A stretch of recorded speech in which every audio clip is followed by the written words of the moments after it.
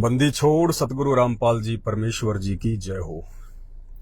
परम पिता परमात्मा, सारी सृष्टि के रचनहार, कुल मालिक, असंख्य ब्रह्मांडों के स्वामी, जगत गुरु, तीनों लोकों में प्रवेश करके सबका पालन पोषण करने वाले राजाधिराज, आत्माधार, नाथों के नाथ, देवों के देव महादेव, सर्वेश्वर महेश्वर, मृत्युंजय, अजरो अमर, आदि अनादि सनातनी प्रभु, जगत पिता जगदीश्वर, श्री श्री 1008 की उपाधि के वास्तविक अधिकारी, अकाल मूर्त, शब्द स्वरूपी राम वासुदेव, सर्वगतम ब्रह्म, परम पूजे, प्रथम पूजे, परम संत, परम पुरुष, परम धनी, परम दयालु, सत्य कबीर, हक्का कबीर, अल्लाहु कबीर, अल्लाह ताला, जगत के तारणहार, जगत के मुक्तिदाता, जगत के जगन्नाथ, हारे के सहारे, हिंदुओं के राम, मुसलमानों के अल्लाह, सिखों के वाहिगुरु, ईसाइयों के मसीह, दया के सागर दयानिधि, करुणा के सागर करुणानिधि,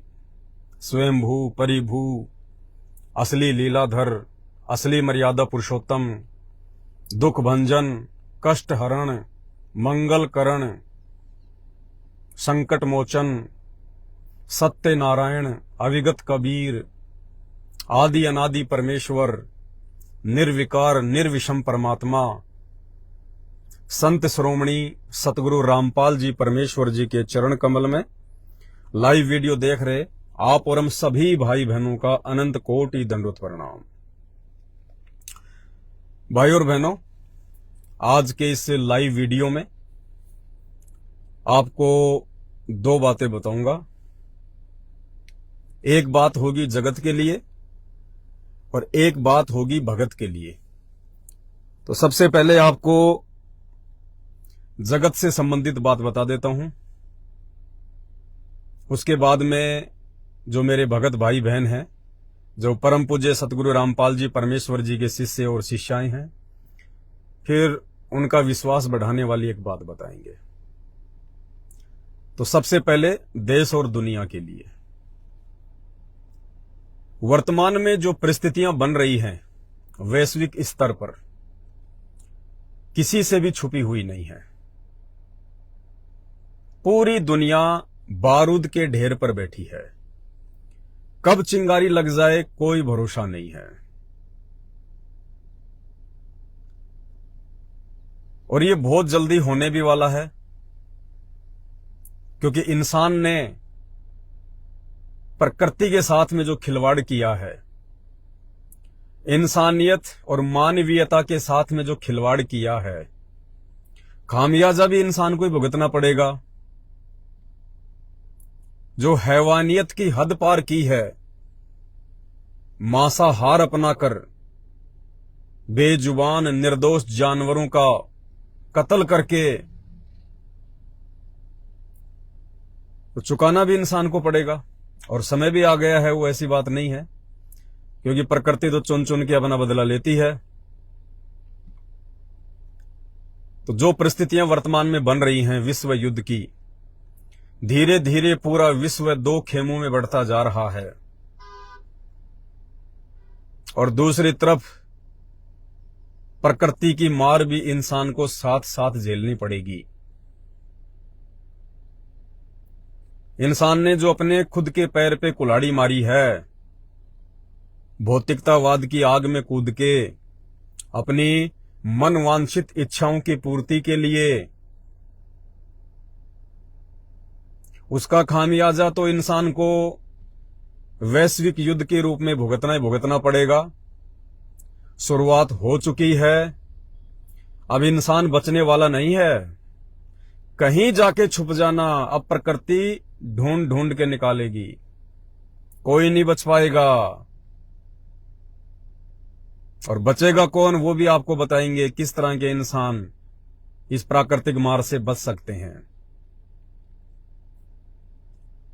रूस यूक्रेन का युद्ध 1 साल से चल ही रहा है, और अभी 2 दिन पहले आपने देखा इजराइल और हमास के बीच में एक नया युद्ध शुरू हो चुका है। भारत समेत अमेरिका, कई देश इजराइल के समर्थन में आ गए हैं। तो जो मुस्लिम कंट्री हैं, सऊदी अरब वगैरह है, जो जिहादी कंट्रियां हैं, मुस्लिम कंट्रियां, वो हमास के समर्थन में आ गई हैं। पूरा विश्व दो खेमों में बंट रहा है, क्योंकि भविष्यवाणियां फैल नहीं हो सकती। इंसान ने जो बीज बोया है, फसल इंसान ही काटेगा। तो भयंकर मार पड़ने वाली है, भयंकर। और जब पड़ोसी की आग लगती है तो बराबर वाला भी घबराता है, डर उसको भी उतना ही सताता है। तो आने वाले दिनों में आप ये नंगा नाच देखोगे। हमास ने 5000 रॉकेट दागे, हजारों की संख्या में लोग मरे हैं, हजारों की संख्या में। फिर आज इधर से इजराइल ने दाग दिए, उनके हजारों लोग मर गए। तो युद्ध तो निश्चित है, युद्ध निश्चित है, इसमें कोई दो राय नहीं है। और जितने भी भविष्यवक्ता हैं जिन्होंने भविष्यवाणियां की हैं, उनमें सबसे अच्छे भविष्यवक्ता के रूप में फ्रांस देश के नास्ट्रेडमस को माना जाता है। उसके बाद बाबा वेंगा है, और भी बहुत सारे भविष्यवक्ता हैं।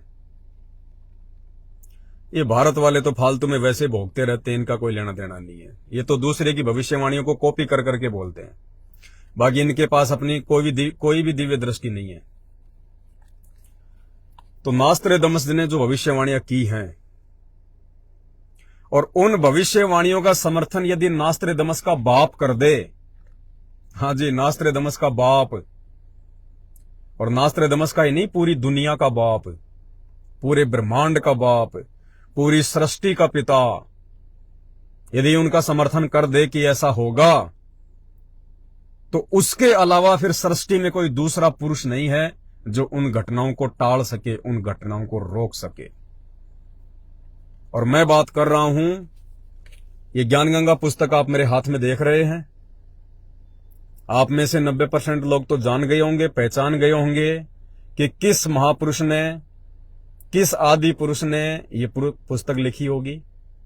जी हां, परम पूज्य सतगुरु रामपाल जी भगवान, कल्कि भगवान, सत्यनारायण भगवान, समस्त देवी देवताओं व मानव जाति के भगवान सतगुरु रामपाल जी भगवान, जो 8 सितंबर 1951 से मानव रूप में लीला कर रहे हैं। यदि संत रामपाल जी किसी भविष्यवाणी का अपने इस अमर ग्रंथ ज्ञान गंगा में जिक्र कर दें, उसके बाद सृष्टि की ऐसी कोई शक्ति नहीं, ऐसी कोई ताकत नहीं, ऐसा कोई देव और महादेव नहीं जो उस घटना को घटित होने से टाल सके। और संत रामपाल जी ने नास्ट्रेडमस व अन्य भविष्यवक्ताओं के द्वारा की गई भविष्यवाणियों को अपनी पुस्तक ज्ञान गंगा में जगह दे दी, तो ये निश्चित है सूर्य का उदय और अस्त होने वाला अटल सिद्धांत टल सकता है, लेकिन परमेश्वर सतगुरु रामपाल जी भगवान के द्वारा ज्ञान गंगा में लिखी गई उस घटना को टालना नामुमकिन है।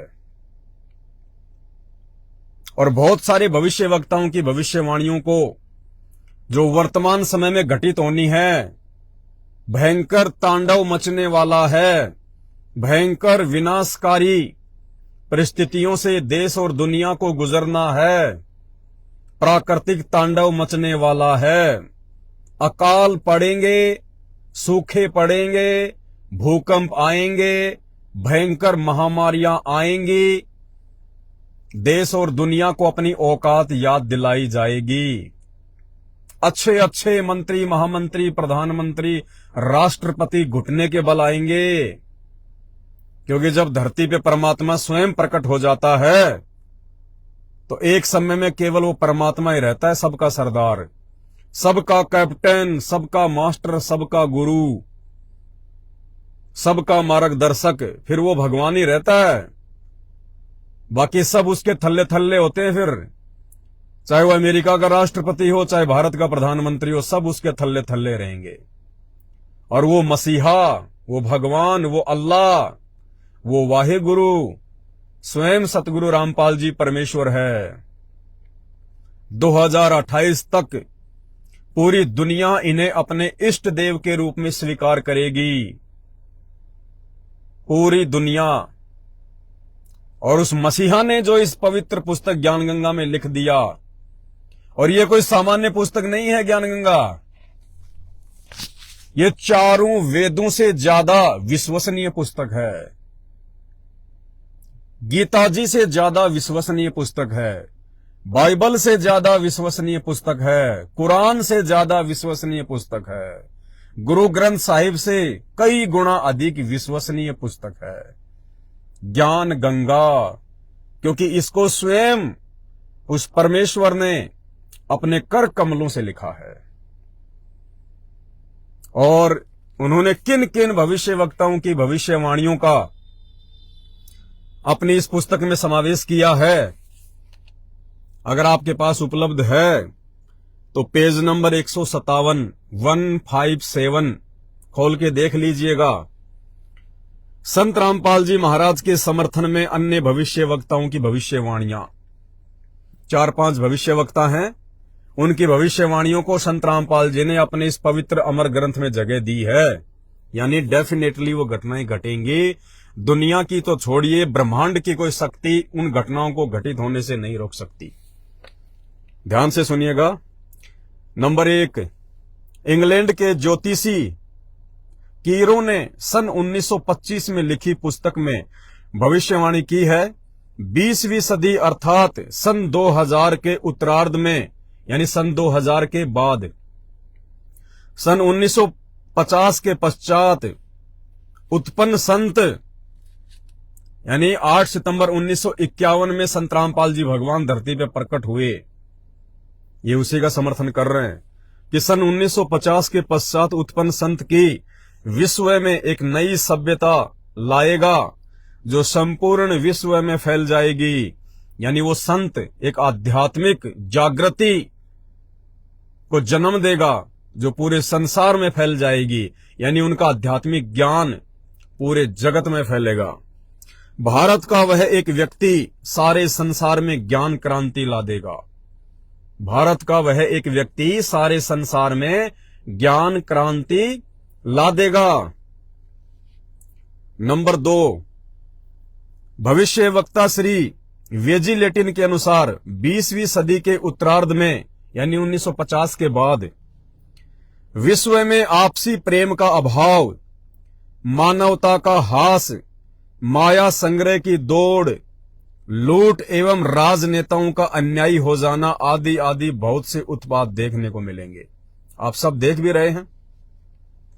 परंतु भारत से उत्पन्न हुई शांति, भ्रातृत्व भाव पर आधारित नई सभ्यता संसार में देश, प्रांत और जाति की सीमाएं तोड़कर विश्व भर में अमन व चैन उत्पन्न कर देगी।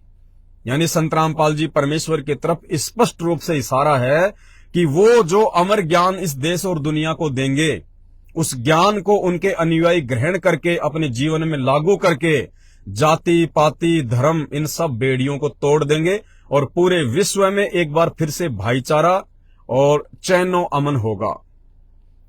नंबर 3, अमेरिका की भविष्यवक्ता जीन डिक्सन के अनुसार 20वीं सदी के अंत से पहले विश्व में एक घोर हाहाकार तथा मानवता का संहार होगा। वैचारिक युद्ध के बाद आध्यात्मिकता पर आधारित एक नई सभ्यता संभवतः भारत के ग्रामीण परिवार के व्यक्ति के नेतृत्व में जमेगी और संसार से युद्ध को सदा सदा के लिए विदा कर देगी। यानी जो भी प्राकृतिक आपदाएं आनी हैं 2028 से पहले पहले आ लेंगी, जो भी युद्ध होने हैं 2028 से पहले पहले हो लेंगे, जो भी घटनाएं घटित होनी हैं हो लेंगी।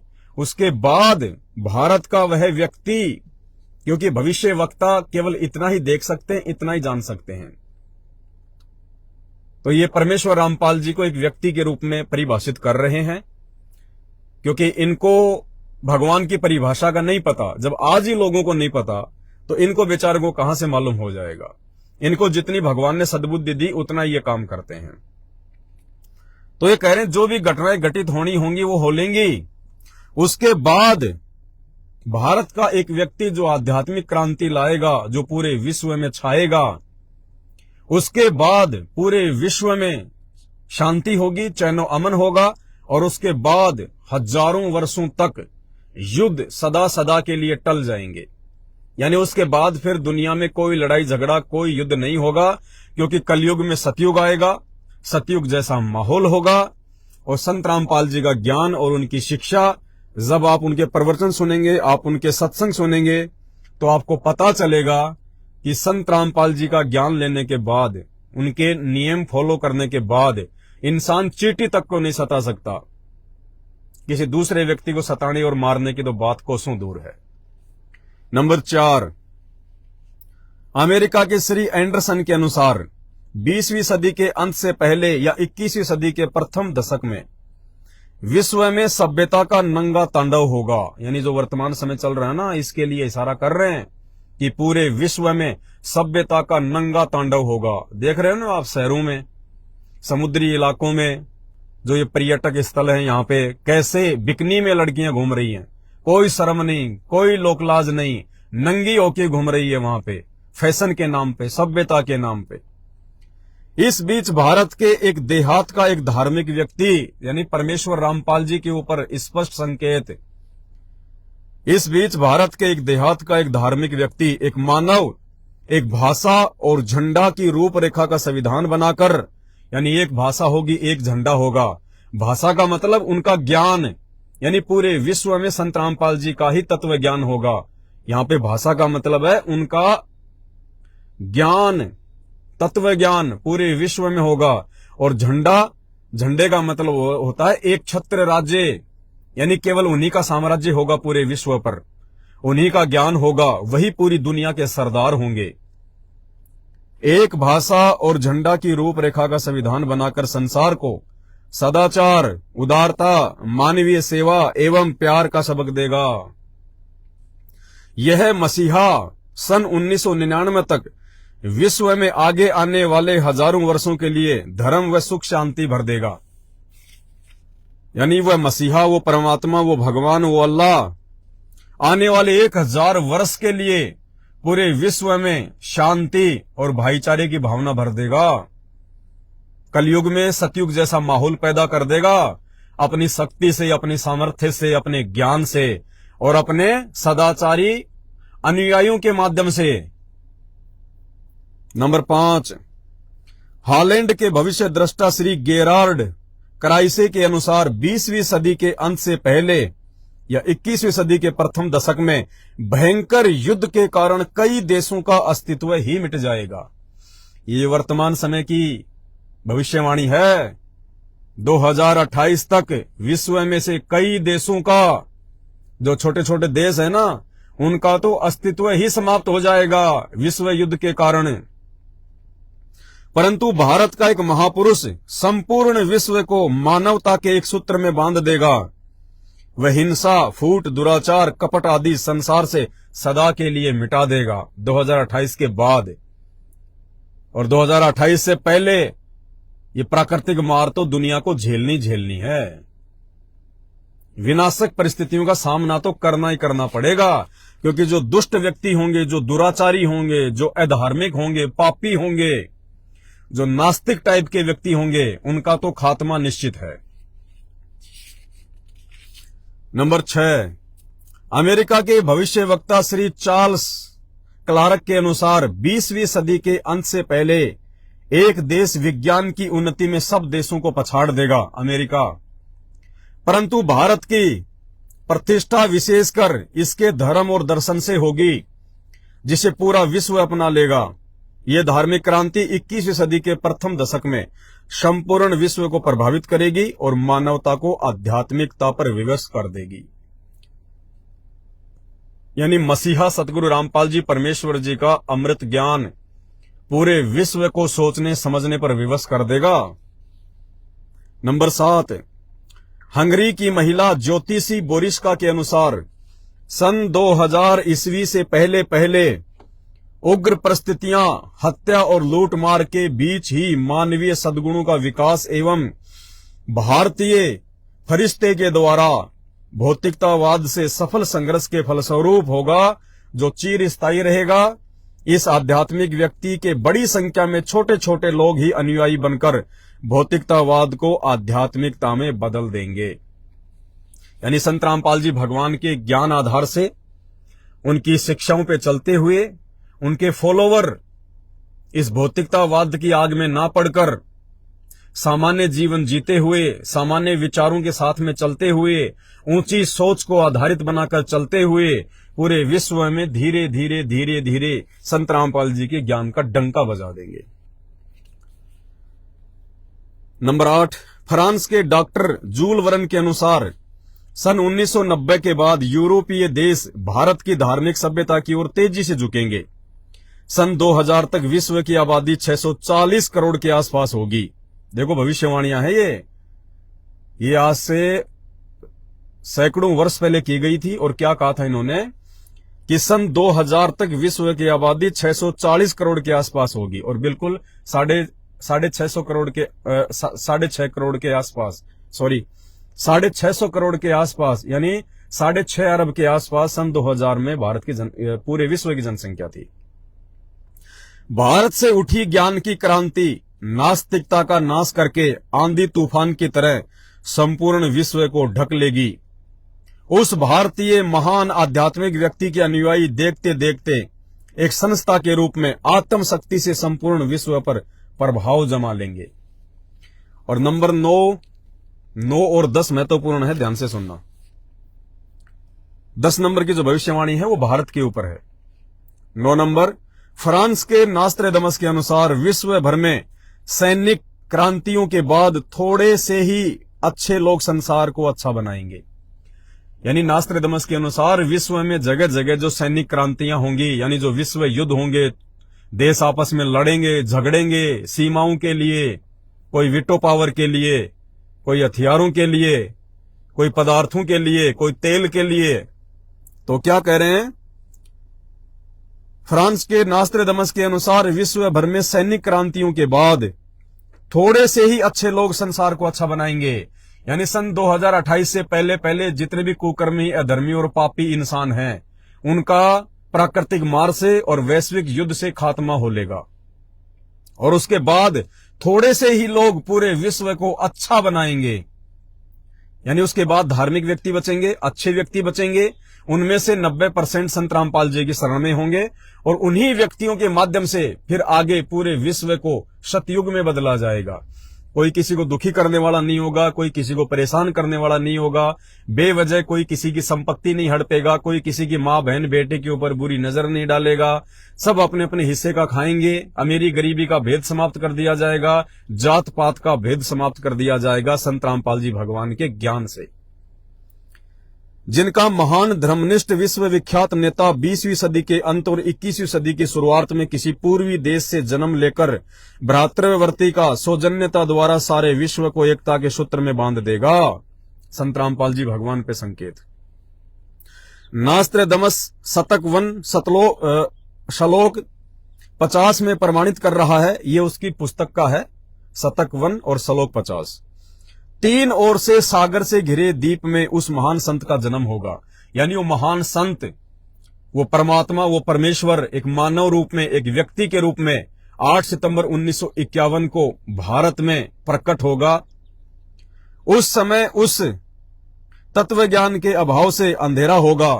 जिस समय वो संत धरती पर प्रकट होगा 1951 में, उस समय धरती पर अंधकार होगा। अंधकार कैसे? हर तरफ पाखंड फैल चुका होगा, किसी को भी धर्म की जानकारी नहीं होगी, सब अपने अपने अनुसार शास्त्रों की व्याख्या करेंगे, किसी को भी सतभक्ति की जानकारी नहीं होगी। नैतिकता का पतन होकर हाहाकार मचा होगा। वह सायरन यानी धार्मिक नेता गुरुवर अर्थात गुरु जी को श्रेष्ठ मानकर अपनी साधना करेगा तथा करवाएगा। वह धार्मिक नेता तत्वदर्शी संत अपने धर्म बल अर्थात भक्ति की शक्ति से तथा तत्व ज्ञान द्वारा सर्व राष्ट्रों को नत मस्तक कर देगा। यानी परमेश्वर रामपाल जी भगवान के ज्ञान में इतनी शक्ति और इतनी सामर्थ्यता होगी, पूरा विश्व एक दिन उनके चरणों में नतमस्तक होगा, पूरा विश्व। एशिया में उसे रोकना अर्थात उसके प्रचार में बाधा करना पागलपन होगा। विशेषकर एशिया महाद्वीप में परमेश्वर रामपाल जी भगवान के ज्ञान को रोकना कहते हैं पागलपन होगा, पागलपन। और अब देखिएगा नंबर 10, इजराइल के प्रोफेसर हरार के अनुसार, इजराइल के प्रोफेसर हरार की भविष्यवाणी को परमेश्वर रामपाल जी भगवान ने अपनी पुस्तक ज्ञानगंगा में जगह दी है। और इजराइल के प्रोफेसर हरार ने भारत के विषय में क्या भविष्यवाणी की है। अगर सतगुरु रामपाल जी भगवान ने इस भविष्यवाणी को ज्ञानगंगा में जगह दी है तो डेफिनेटली ये घटना घटेगी, कोई रोक नहीं सकता। ब्रह्मांड में ऐसी कोई शक्ति नहीं है। इजराइल के प्रोफेसर हरार के अनुसार भारत देश का एक दिव्य महापुरुष मानवतावादी विचारों से सन 2000 ईस्वी से पहले आध्यात्मिक क्रांति की जड़ें मजबूत कर लेगा। वह सारे विश्व को उनके विचार सुनने को बाध्य होना पड़ेगा। और फिर सुनिएगा, भारत के अधिकतर राज्यों में राष्ट्रपति शासन होगा। भारत के अधिकतर राज्यों में यानी 16 से अधिक राज्यों में आने वाले चंद समय में राष्ट्रपति शासन लागू होगा, इमरजेंसी लागू होगी, आर्मी शासन लागू होगा भारत में। इस भविष्यवाणी को कोई काट नहीं सकता पूरे ब्रह्मांड में, सिवाय सतगुरु रामपाल जी भगवान के अलावा। भारत के अधिकतर राज्यों में राष्ट्रपति शासन होगा। अब भाई साहब, ये 2024 के चुनाव से पहले भी हो सकता है, ये 2024 के चुनाव के बाद में भी हो सकता है, और ये डेफिनेटली होगा। जितना जल्दी हो सके संभल जाओ, सुधर जाओ। और जब राष्ट्रपति शासन लागू होता है और वो भी 16 से अधिक राज्यों में, खाने के लाले पड़ जाएंगे, खाने के लाले। घर से बाहर निकलना मुश्किल हो जाएगा, त्राही त्राही मचेगी। और ये घटित होके रहेगी घटना, ब्रह्मांड में कोई नहीं रोक सकता इसको, क्योंकि इस भविष्यवाणी को परमेश्वर रामपाल जी ने अपने अमर ग्रंथ विश्व की नंबर 1 पुस्तक ज्ञान गंगा में जगह दे दी।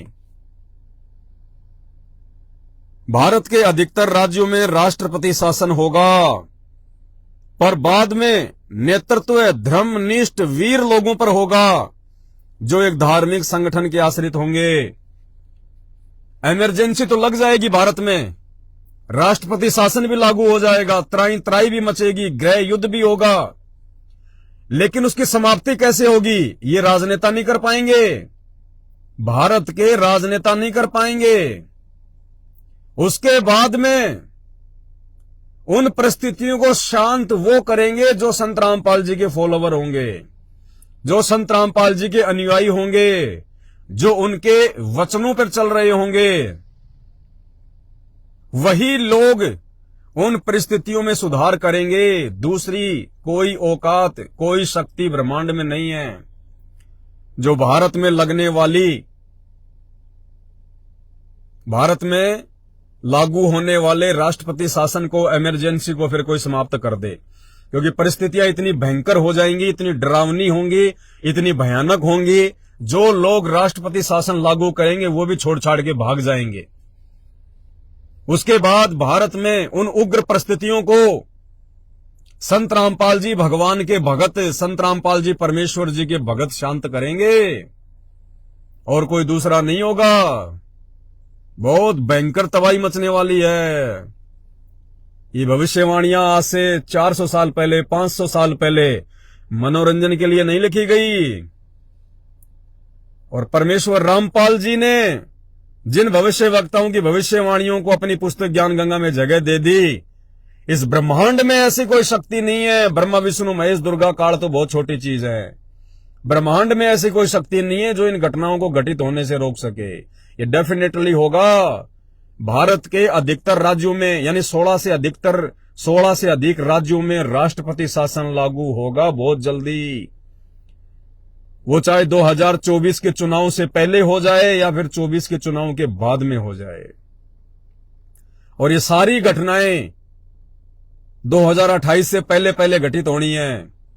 2028 के बाद तो संत रामपाल जी कल्कि भगवान के रूप में पूरी दुनिया के सामने होंगे। पूरी दुनिया को उनके चरणों में नतमस्तक होना पड़ेगा, उनके ज्ञान को स्वीकार करना पड़ेगा। और भी बहुत सारी भविष्यवाणियां हैं और कई बातें इन्होंने लिखी है।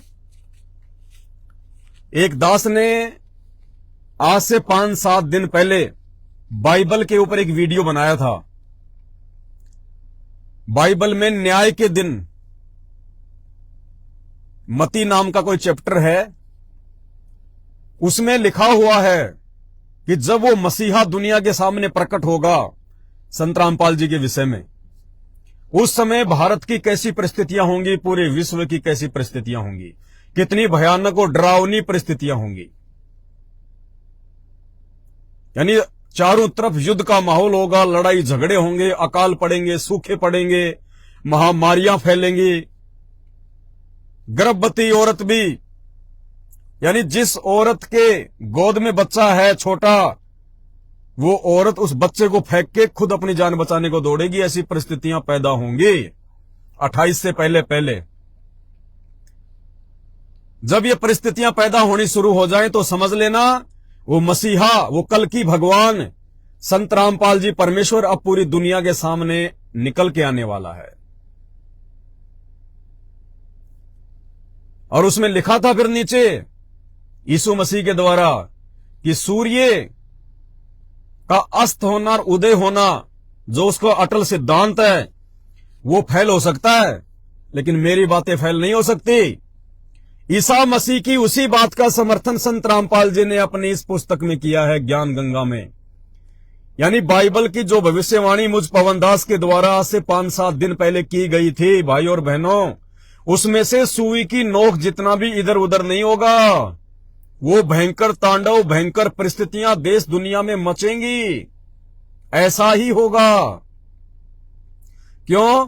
क्योंकि बाइबल की उसी भविष्यवाणी का समर्थन जो मुझ पवनदास के द्वारा की गई थी बाइबल में से देख के, उस भविष्यवाणी का समर्थन संत रामपाल जी भगवान ने ईसा मसीह का नाम तक लिख के और वो चांद सूरज वाली बात भी लिख के जो उसी भविष्यवाणी में लिखी हुई है, संत रामपाल जी ने अपनी पुस्तक ज्ञान गंगा में जिक्र कर दिया। इसी पेज पर, पेज नंबर 159 क्या कहा है?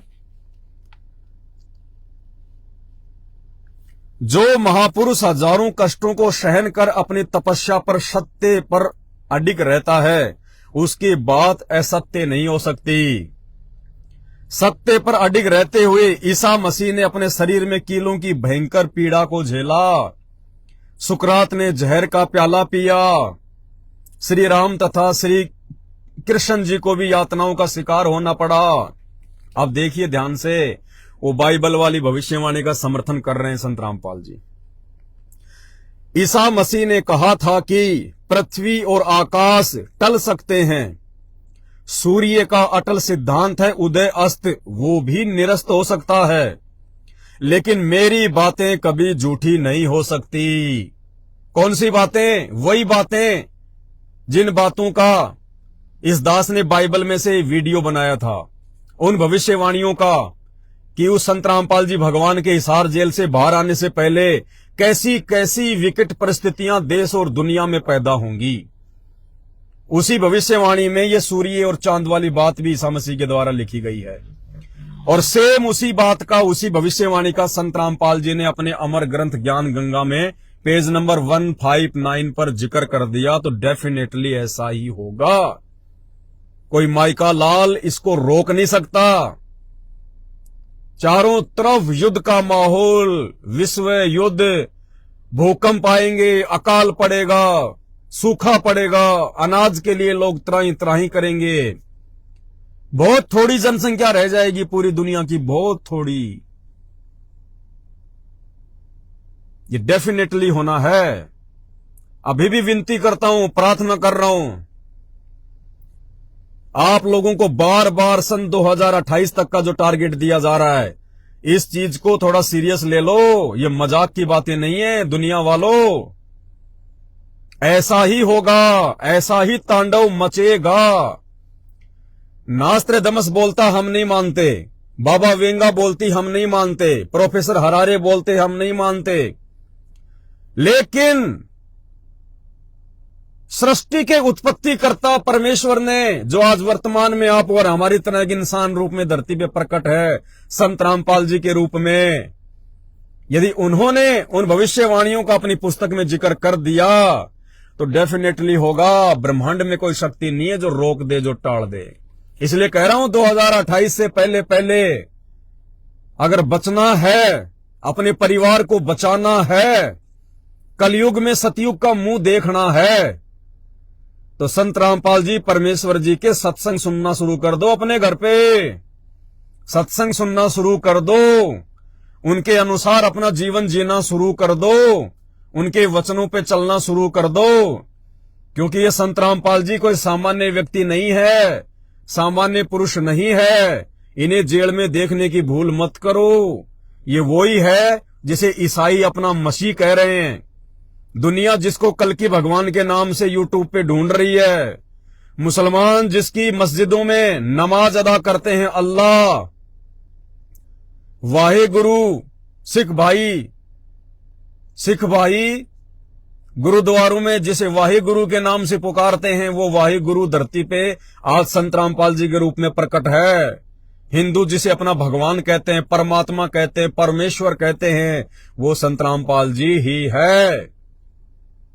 और 2028 तक मजबूरी में जो जो लोग बचेंगे सबको उस मसीहा के चरणों में नतमस्तक होना पड़ेगा। बड़े बड़े देश उनके चरणों में नतमस्तक होंगे। तुम्हारी विज्ञान भी फैल हो जाएगी, तुम्हारी एस्ट्रोलॉजी भी फैल हो जाएगी। केवल परमेश्वर रामपाल जी के वचन सफल सिद्ध होंगे, ये डेफिनेटली है। अगर आप अपने और अपने परिवार का बचाव चाहते हो, सुरक्षा चाहते हो, तो आज से पहले आपने संत रामपाल जी को जितने भी कुशब्द कुवचन अपनी इस गंदी जुबान से कहे हैं, कमेंट्स के माध्यम से या अपने मानसिक सोच के माध्यम से या अपनी गंदी जुबान से, उनसे क्षमा याचना मांग लो जहां भी रहते हो अपने घर पे, और सत्संग सुनना शुरू कर दो। वरना तुम्हारे द्वारा निकाले गए एक एक शब्द 2028 तक कांटे की तरह चुभेंगे तुम्हें, कांटे की तरह। धरती पे कोई शक्ति नहीं है, कोई देव महादेव नहीं है जो तुम्हें उन विकट परिस्थितियों से बचा ले। और दूसरी बात, ये तो जगत वालों के लिए था, समझ जाएंगे तो अपना बचाव करेंगे, नहीं तो भाई कमर तो टूटनी है, इसमें कोई दो राय नहीं है। आकार मचेगा, भयंकर परिस्थितियां प्रकट होंगी। ऐसे ये दुनिया संत रामपाल जी को परमेश्वर के रूप में स्वीकार नहीं करने वाली। ये डेफिनेटली होगा, कोई माई का लाल रोक नहीं सकता, कोई शक्ति नहीं रोक सकती। अरे विज्ञान ने तो वैसे ही दुनिया के विनाश का सामान तैयार किया है। आज जितने भी विश्व युद्ध होंगे ये विज्ञान की तो देन है। विज्ञान से कभी देश और दुनिया में शांति नहीं आ सकती, कभी भी, क्योंकि विज्ञान हमेशा विनाश का सामान तैयार करती है। आज एक देश दूसरे देश के ऊपर लट्टू की तरह फूटने को तैयार है। किस आधार से? परमाणु बम के आधार से, मिसाइलों के आधार से, लड़ाकू विमानों के आधार से, हाइड्रोजन बम के आधार से, मशीन गन के आधार से। क्योंकि विज्ञान ने हमेशा इंसान को लड़ाया है। विज्ञान ने हमेशा इंसान को पतन का रास्ता दिखाया है। विज्ञान ने पूरे विश्व के लिए विनाश का सामान तैयार कर दिया है। विज्ञान से कभी दुनिया में सुख शांति चैन व अमन नहीं आ सकता। विज्ञान तो खुद एक बारूद है। और अब जब ये विज्ञान फटेगी, ये बारूद जब फटेगा, तो देखना किस प्रकार से दुनिया की जनसंख्या घटेगी।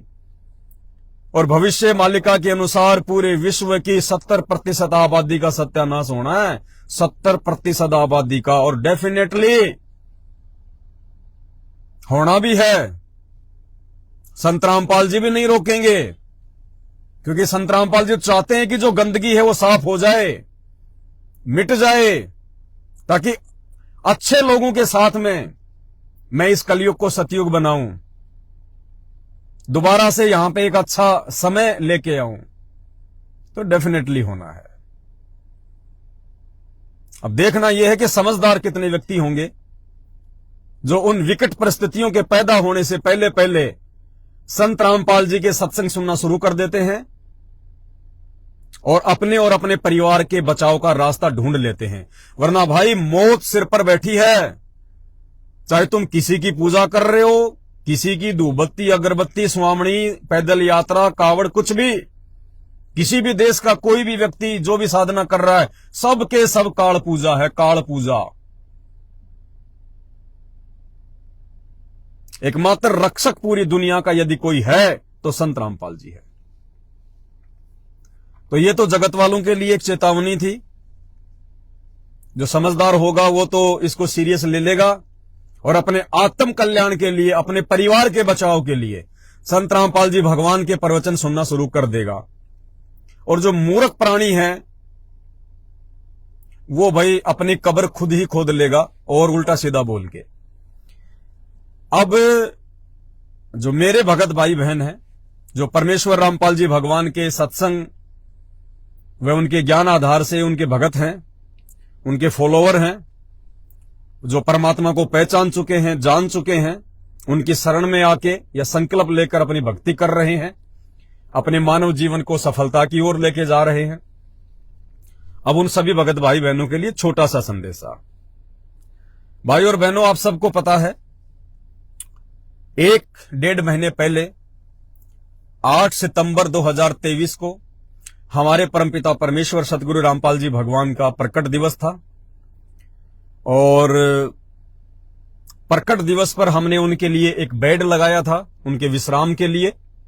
हालांकि अब तो बहुत सारे घरों में लग चुके हैं, परमात्मा के बच्चे अपने परमात्मा को अपने घर पे विराजमान कर रहे हैं ज्ञान आधार से कि मोको कहां ढूंढे रे बंदे, मैं तो तेरे पास में। घटी हिम गंगा, घटी हिम जमुना, घटी हिम है जगदीश, सतगुरु तारेंगे। हम ना तो अपने गुरुदेव भगवान को जेल में देखते, ना हम अपने गुरुदेव भगवान को कहीं और देखते। हम अपने गुरुदेव भगवान को उनकी अमर वाणियों के अनुसार, उनके ज्ञान आधार से सदैव अपने हृदय में देखते हैं और अपने जो है घर में देखते हैं। जब भगत गुरु के वचनों पे चलता है तो गुरु साईं की तरह अपने भगत के साथ में रहता है। वो समर्थ परमात्मा है।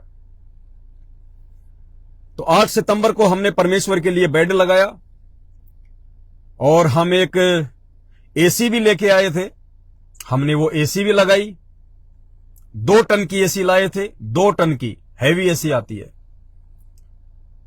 और यह भी आप सबको पता है कि 8 सितंबर से लेकर वर्तमान तक 24 घंटे एसी चलती है, 24 घंटे परमेश्वर की सेवा में। लाइट अगर कभी कभार 24 घंटे में 10-15 मिनट कट मार जाती है तो मात्र 10-15 मिनट ही एसी बंद होती है, अन्यथा एसी 24 घंटे चलती है। 2 टन की एसी है। अब आप कहोगे इसमें क्या आश्चर्य वाली बात है भाई, इसमें क्या विश्वास बढ़ाने वाली बात है, तो आप ध्यान से सुनिए। कहते हैं संगत माही कुसंगत उपजे, जैसे बन में बास, आप घिस घिस आग लगा ले करे बनखंड का भी नाश। कुछ एक मंदबुद्धि प्राणी, कुछ एक छोटी और घटिया सोच के प्राणी हर समय रहते हैं, वो आगे भी रहेंगे। जब संत रामपाल जी भगवान आश्रम में बैठ के ज्ञान दिया करते थे, उस समय भी कुछ 5-10 ऐसे घटिया छोटी सोच और मानसिकता वाले व्यक्ति उनके आसपास रहा करते थे। कल को संत रामपाल जी आ जाएंगे, फिर भी 1-2 तो ऐसा काल प्रेरित व्यक्ति रहता ही रहता है। ऐसे ही जब सात संगतियां शुरू हुई तो ज्यादातर आत्माएं तो अपने आत्म कल्याण के लिए सात संगतियों से जुड़ी, आज भी जुड़े हुए हैं लाखों की संख्या में, और अपने आत्मिक उद्धार के लिए निरंतर आगे बढ़ रहे हैं। उन आत्माओं को राग द्वेष लड़ाई झगड़े निंदा बिंदा ईर्ष्या इनसे कोई लेना देना नहीं है। ये सारी चीजें छोड़ के तो हम सतगुरु रामपाल जी भगवान के मार्ग में आए हैं, भक्ति करने के लिए निकल पड़े हैं। और उन्हीं चीजों का यदि हम समावेश अपने जीवन में करेंगे तो हमसे बड़ा कोई गधा नहीं, कोई दुष्ट नहीं। लेकिन 1-2% ऐसी निकम्मी आत्माएं आपको हर जगह देखने को मिलेंगी। और ऐसी जो निकम्मी आत्माएं थी साध संगतियों में, तो समय समय पर परमेश्वर ने उन मूर्खों का साध संगतियों से सफाया भी किया है। जैसे पिछले 8 वर्षों से साध संगतियां चल रही हैं और 8 वर्षों में 8 बार ये परीक्षाएं हो चुकी हैं। हर साल परमात्मा साध संगतियों से कूड़े करकट की, कचरे की छटनी करता है और 2 4 5 10 2 4 5 10 हर बार साध संगतियों से कूड़ा करकट बाहर निकलता है। 2022 के लास्ट में जब दास जेल चला गया था तो परमात्मा ने उस समय सबकी परीक्षा ली और जो गंदगी थी, जो कचरा था, जो राग द्वेष से भरे हुए थे, जो ईर्ष्यालु प्रवृत्ति के लोग थे, जिनका मकसद भक्ति और भगवान नहीं खाली मान बढ़ाई था, इज्जत पाना था, परमात्मा ने उन सब के लात मारी। वो सारा का सारा कूड़ा करकट साध संगति रूपी उस परिवार से परमात्मा ने बाहर निकाल दिया और उस कूड़े करकट को वहीं फेंक दिया जहां पे उनकी जगह थी। सतलोक आश्रम मैनेजमेंट, सतलोक आश्रम हरियाणा, जहां पे कूड़े करकट की उपयुक्त जगह है, समुचित जगह है, उस कूड़े करकट को वहीं से परमात्मा ने उठा के फेंक दिया कि नालायको, मैंने तुम्हें इसी कूड़े करकट से उठा के साध संगतियों से जोड़ा था ताकि तुम अपने आप को शुद्ध कर लो, साफ सुथरा कर लो, भक्ति के लायक बना लो। लेकिन तुम्हारी तो आदत वो घटिया की घटिया, तुम तो कूड़े में ही राजी हो। एक छोटी सी कहानी दास को याद आ गई। एक ऋषि जी कहीं पे कोई तपस्या कर रहे थे तो पास में ही एक चुईया थी, छोटी सी चुईया, उसके माता पिता मर गए थे, वो अकेली थी। तो ऋषि जी के आसपास वो घूमने लगी, टहलने लगी। तो ऋषि जी ने उस चुईया को पकड़ के अपने पास में रख लिया, उसका पालन पोषण करने लगे, क्योंकि साधु संतों में दयालुता बहुत ज्यादा होती थी पहले, आज भी है। अब ऋषि जी ने देखा यार चुईया है, बेचारी कैसे रहेगी, कैसे करेगी, ऐसा करता हूं मेरी मंत्र शक्ति से मैं इसको एक सुंदर कन्या बना देता हूं। तो ऋषि ने उसको सुंदर कन्या बना दिया। कन्या जब जवान हुई तो ऋषि ने सोचा कि अब इसकी शादी कर देनी चाहिए। अब शादी करनी है तो लड़का भी कोई उपयुक्त होना चाहिए। तो ऋषि ने कहा कि बेटी, मैंने सूर्य देव से बात की है तेरी शादी के लिए, सूर्य देव से। अच्छा, हाँ। बोले बहुत अच्छी बात है पिताजी। लड़की ने हां भर दी। थोड़ी देर बाद लड़की ने क्या देखा कि सूर्य देव को बादलों ने ढक लिया। तो लड़की ने कहा कि पिताजी ये कौन है जिन्होंने मेरे होने वाले पति सूर्य देव के रोशनी को भी फीका कर दिया। बोला बेटी ये बादल है, बादल। बोला पिताजी मैं तो बादल से शादी करूंगी, बादल से। कोई बात नहीं बेटी, मैं बादल से बात करता हूं। ऋषि जी ने बादल से बात करी तो कहा जी मैं तैयार हूं शादी के लिए। लड़के ने कहा जी ठीक है, मेरे को तो ऐसा महान पति चाहिए, सर्वशक्तिमान पति चाहिए। थोड़ी देर बाद हवा चली और बादल भी इधर उधर भागने लगे। तो लड़की ने देखा पिताजी ये क्या चीज है जिन्होंने मेरे होने वाले पति बादल को भी इधर उधर पछाड़ मारा, भाग खड़ा हुआ मेरा पति। बोला बेटी ये हवा है, हवा। बोला पिताजी मैं तो हवा से शादी करूंगी। बोला बेटी जैसी तेरी मर्जी। ऋषि शक्तिमान थे, तुरंत गए हवा के पास में, बातचीत करी, यस हो गई, फाइनल। लड़की ने भी फाइनल कर दिया। थोड़ी देर बाद वो हवा जिधर जा रही थी उधर से वापस आने लग गई। तो लड़की ने कहा पिताजी सामने ऐसी क्या चीज है जो मेरे होने वाले पति का रास्ता रोक दिया और मेरा पति उससे टक्कर ना लेके वापस भाग रहा है। उसने कहा बेटी वो पहाड़ है, पहाड़। ये हवा वहां से टकरा के वापस आ रही है। उसने कहा पापा जी मैं तो पहाड़ से शादी करूंगी। मतलब बेटी जैसी तेरी मर्जी। ऋषि जी ने पहाड़ से बात करी, पहाड़ ने कहा जी मैं राजी हूं। ठीक है जी। लड़की अपने पति से मिलने गई, पहाड़ की तरफ घूमने गई शाम को। तो लड़की ने देखा कि यार ये तो इसके अंदर इतने सारे बिल छेद ही छेद हो रहे, पूरा का पूरा इसको खोखला कर रखा है, इसको है छेद छेद कर दिए इसमें। बोले पापा जी, बोले हाँ बेटा।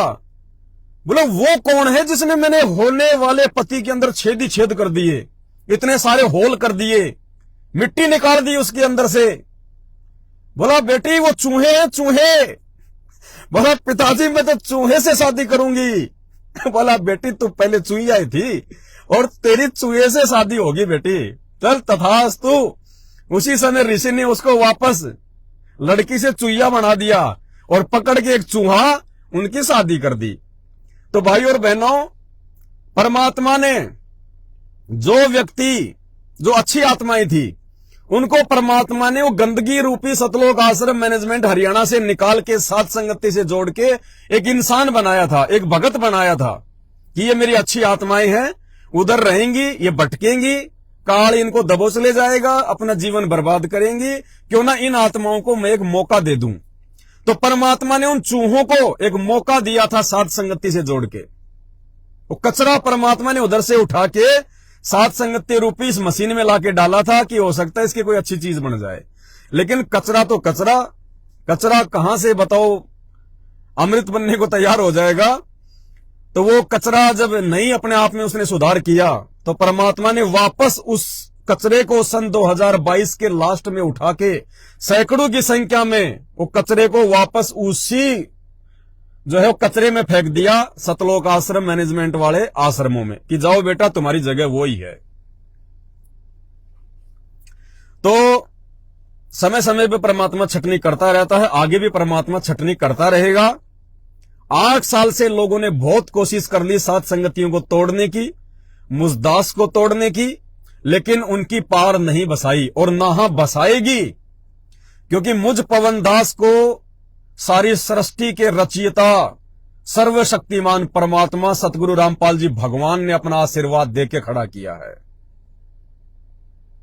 इसलिए आम प्राणी के बस की बात नहीं है कि वो साध संगतियों को तोड़ दे या साध संगतियों में गंदगी फैला दे या साध संगति रूपी मिशन को रोक दे। नहीं, ये तो एंड तक चलेगी साध संगति, एंड तक, अंत तक, क्योंकि सतगुरु रामपाल जी भगवान का असली मार्ग, शुद्ध मार्ग और पवित्र मार्ग, जहां से आत्माएं सतलोक के लिए तैयार हो रही हैं, ये साध संगति ही है। इसको खत्म करना भाई नामुमकिन है, तुम खुद खत्म हो जाओगे खत्म करने के प्रयास में। तो 2 टन की एसी और 8 सितंबर से लगातार चल रही है, दिन रात चल रही है। अब मजे की बात क्या है, देखो परमात्मा कैसे साथ देता हमारा। तो कुछ एक साथ संगतियों में जो कचरा जो पैदा हो जाता है थोड़े थोड़े इक्के दुक्के, उन्होंने ये खुसर फुसर करना शुरू कर दिया था 1 महीने पहले, अभी 15-20 दिन पहले, कि पवन दास के घर में तो 24 घंटे एसी चलती है। 24 घंटे भाई एसी तो चलती है 24 घंटे, इसमें कोई दोहराई नहीं है, लेकिन चलती है मेरे भगवान के लिए, मेरे गुरुदेव के लिए, मेरे परमात्मा के लिए।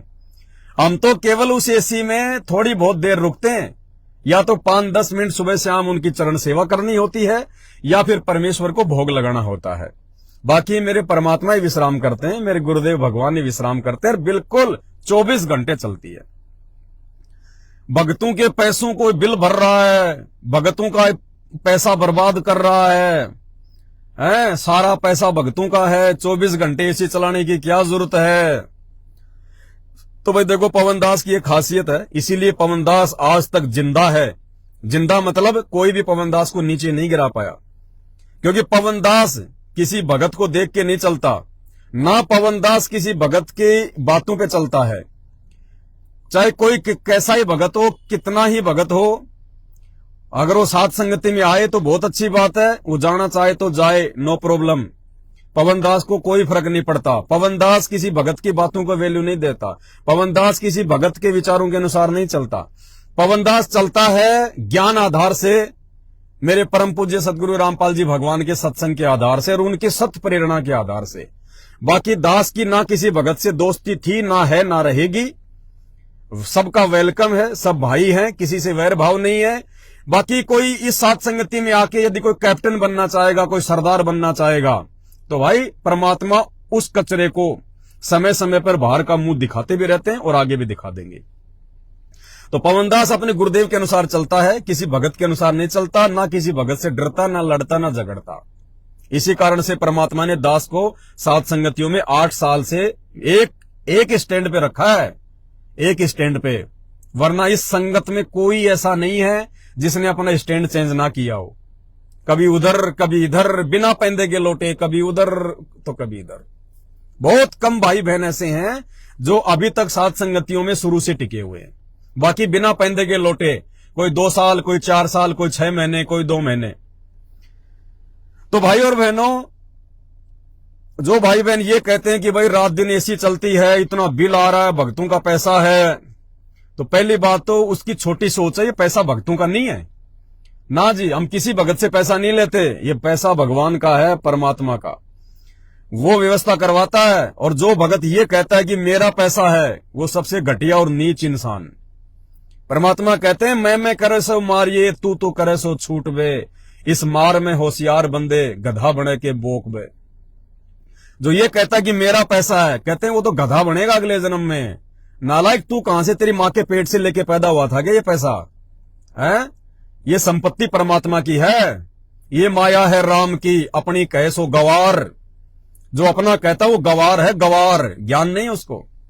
तो भाई और बहनों, बिजली का बिल भी आना था, तो बिजली का बिल भी आ गया कल परसों, 1 महीने का। और 1 महीना ही हमारे को एसी लगाए हुआ है, 1 महीना, और 1 महीने का पूरा बिल भी आ गया। अब परमात्मा ने देखो कैसे उन लोगों का मुंह जो है वो फिट्टा कर दिया, जो ये कहते थे कि 24 घंटे एसी चलती है, इतना पैसा कहां से आएगा, भक्तों का पैसा है। भाई और बहनों, दास के घर पे 2 तो है प्रिंटर, 2 लेमिनेशन मशीन, 4 पंखे, 1 कूलर, और रोज परमात्मा के कपड़ों के ऊपर जो है प्रेस होती है हाई पावर की, और फ्रिज है, यानी सारे इलेक्ट्रॉनिक आइटम है। और आपको पता है कि सात संगतियों के लिए सारी सामग्री दास स्वयं तैयार करता है, चाहे पुस्तकें हो, चाहे मेमोरी कार्ड हो, चाहे आपके मंत्र कार्ड हो, चाहे आरती के कार्ड हो, चाहे गुरुदेव भगवान की फोटोएं हो, सब कुछ दास के घर पे तैयार होती है। लाइट का बहुत ज्यादा जो है कंजप्शन होता है। 1 महीने पहले जब हमारे घर पर एसी नहीं लगी थी, 1 महीने पहले लाइट का बिल आया 3000 रुपए। कितना बिल आया? 3000 रुपए लाइट का बिल आया, जिसमें 2 प्रिंटर, 4 पंखे, 1 कूलर, प्रेस और भी जो आइटम है वो 3000 रुपए का बिल आया। और एसी लगने के बाद 1 महीने तक एसी चलिए 2 टन की, दिन रात 24 घंटे। और एसी लगने के बाद इस महीने जो बिल आया है, आपको जानकर अचंभा होगा, पिछले महीने से 100 रुपए कम। यानी जब एसी नहीं चलती थी उस समय तो 3000 का बिल, और जब दिन रात एसी चल रही है भगवान की सेवा में तो 2900 रुपए का बिल। बंदी छोड़, सतगुरु रामपाल जी भगवान की जय हो। कोई मीटर हेरा फेरी नहीं, हम तो किराए के मकान में रहते, हम तो हाथ ही नहीं लगाते मीटरों के। ये परमेश्वर है धरती पे। ये एसी पवनदास ने अपनी सेवा के लिए नहीं लगाई, अपने सुख के लिए नहीं लगाई, ये परमेश्वर की सेवा में थी। और दास ने ये सोच रखा था कि कम से कम इतनी सारी लाइट घर में यूज होती है और साथ में 2 टन की एसी 24 घंटे चल रही है, 15 से 20 हजार के बीच में तो बिल आएगा कम से कम। लेकिन भाइयों, पिछले महीने से भी 100 रुपए कम। यह चमत्कार है परमेश्वर का। विश्वास बढ़ाता है परमात्मा अपने बच्चों का कि दुनिया की बातों पे ना जाना, भक्तों की बातों पे ना जाना। परमात्मा कहते हैं, कल पे कारण कौन है, तू कर सेवा निष्काम, मन इच्छा फल देऊंगा जब पड़ेगा मेरे से काम। ये चमत्कार है परमेश्वर रामपाल जी भगवान का। ये तो वैसे कुछ भी नहीं है, छोटी सी चीज है। ये तो ऊंट के मुंह में जीरे के बराबर भी नहीं है परमेश्वर के लिए। सतगुरु जो चावे सो कर ही, भरम पड़ो मत कोई, और सेऊ धड़ पर शीश चढ़ावे, पाछे करे रसोई।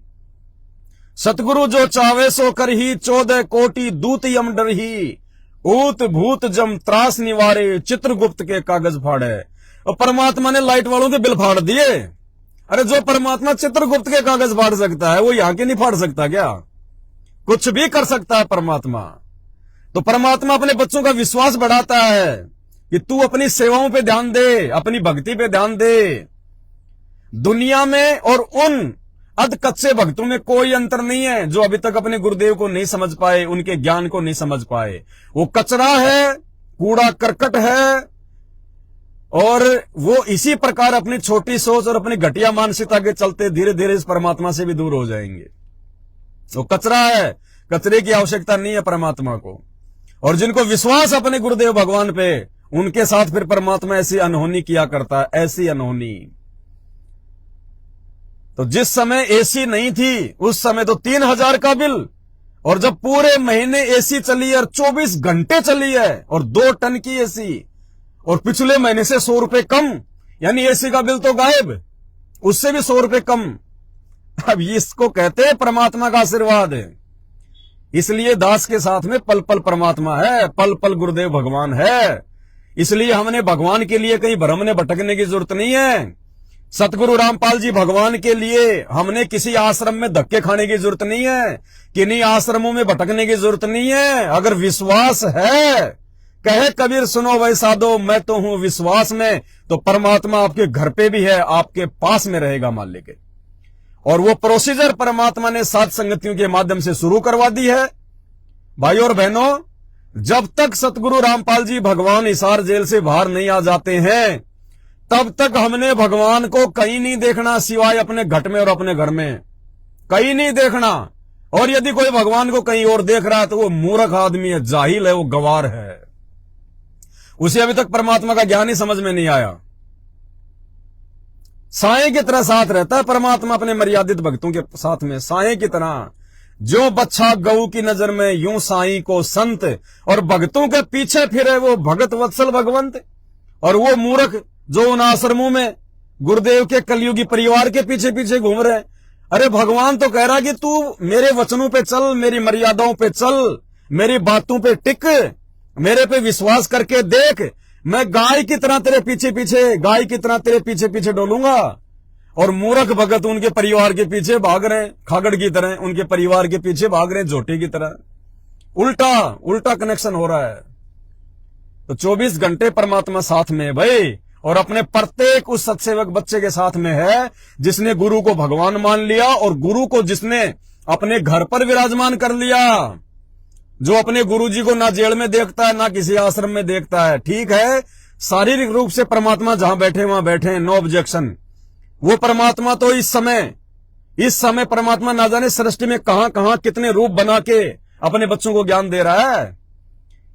वर्तमान समय में वो परमात्मा सतलोक में भी बैठा हुआ है, सत्य पुरुष के रूप में। अगम लोक में अगम पुरुष के रूप में भी बैठा हुआ है सतगुरु रामपाल जी भगवान। अलख लोक में अलग पुरुष के रूप में भी बैठा हुआ है परमात्मा। वो परमात्मा दूसरे ब्रह्मांडों में भी ज्ञान प्रचार कर रहा है। वर्तमान में वो परमात्मा दूसरे लोकों में भी अपने भक्तों के पास, अपने बच्चों के पास में जो कभी उनसे बिछुड़ गए थे, उनको जा जाके संभाल रहा है। वो परमात्मा वर्तमान में ना जाने अपने सैकड़ों भक्तों का किसी न किसी रूप में कोई साथ दे रहा है। वर्तमान में एक रूप में वो जेल में भी बैठा हुआ है, एक रूप में अपने सभी सत्सेवक बच्चों के घरों पे भी है परमात्मा, और एक रूप में परमात्मा पृथ्वी पे जितने भी जीव हैं सबके घट में बैठा है परमात्मा। आत्म रूप सबके घट में बैठा है परमात्मा। ये ना सोचना कि खाली जेल में बैठे हैं गुरुजी, उस गुरुजी के अनंत रूप है। अनंत अनंत कोटि कलाओं का परमात्मा है ये, अनंत कोटि कलाओं का परमात्मा है। तो भाई और बहनों, जिन चंद लोगों ने संत रामपाल जी की आड़ में, जैसे उनके परिवार वाले और ये कोऑर्डिनेटर, इन्होंने जो धर्म को धंधा बना रखा है, बेचारी भोली भोली आत्माओं को मूर्ख बना के, हमने उनके पीछे नहीं जाना, उनके पीछे नहीं डूबना।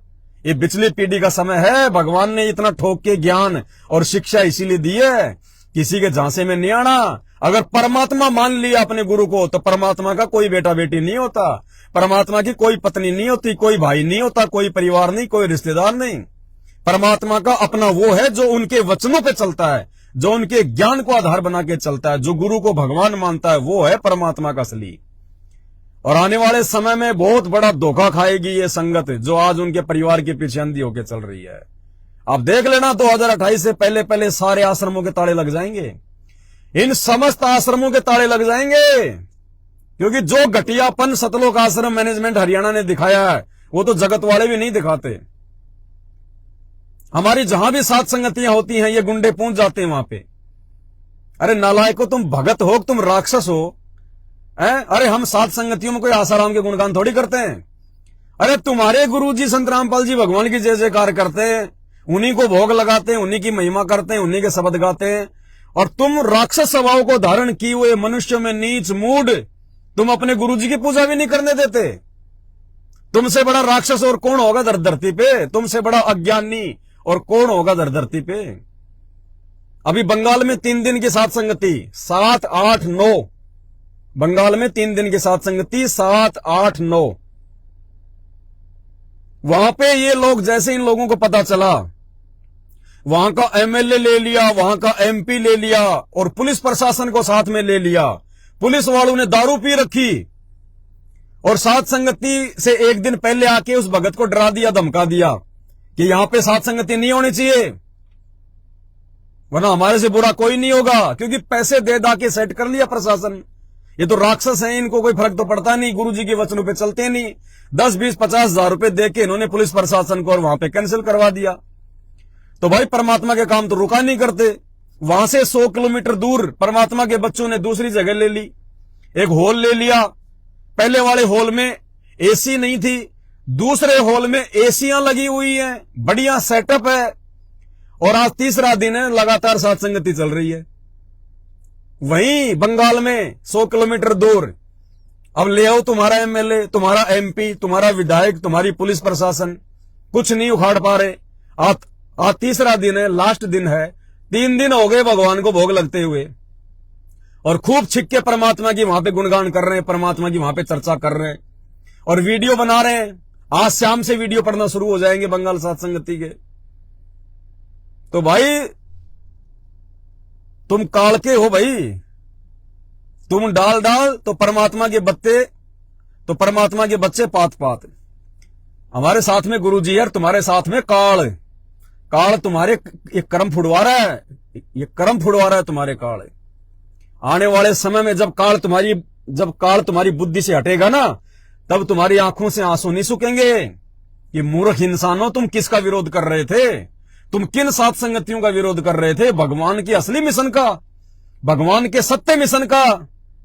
अरे ये सतलोक आश्रम के जो आश्रम बने हुए हैं, जो गुरुजी का परिवार है, ये सत्य मिशन नहीं चला रहा, ये तो धंधा मिशन चला रहा है। धंधा कर रहे हैं ये लोग। असली मिशन सतगुरु रामपाल जी भगवान का केवल सात संगतियों के माध्यम से चल रहा है। और दास पहले भी कहता है और दास आज भी कह रहा है, यही सत्य होगा जो परमात्मा दास से कहलवाते हैं। साध संगतियों से ही भगत सतलोक जाएगा, दूसरा धरती पे कोई तरीका नहीं है, धरती पे दूसरा कोई ट्रेनिंग सेंटर नहीं है। साध संगति से ही आप एक भगत बन सकते हो, नेक, सच्चे, मर्यादित, दूसरी धरती पे कोई जगह नहीं है। और साध संगति से ही परमात्मा अपने बच्चों को सतलोक लेके जाएगा। और वो आत्मा, उनका सौभाग्य जिनको परमात्मा ने सात संगतियों से जोड़ दिया, और जो सात संगति रूपी मिशन को समझ चुकी हैं, जान चुकी हैं, पहचान चुकी हैं, और निरंतर परमेश्वर के ज्ञान को आधार बना के और आगे बढ़ रही हैं। बाकी रोग है यहाँ पे, जगत वालों से बुरी दुर्दशा संत रामपाल जी के भक्तों की होगी।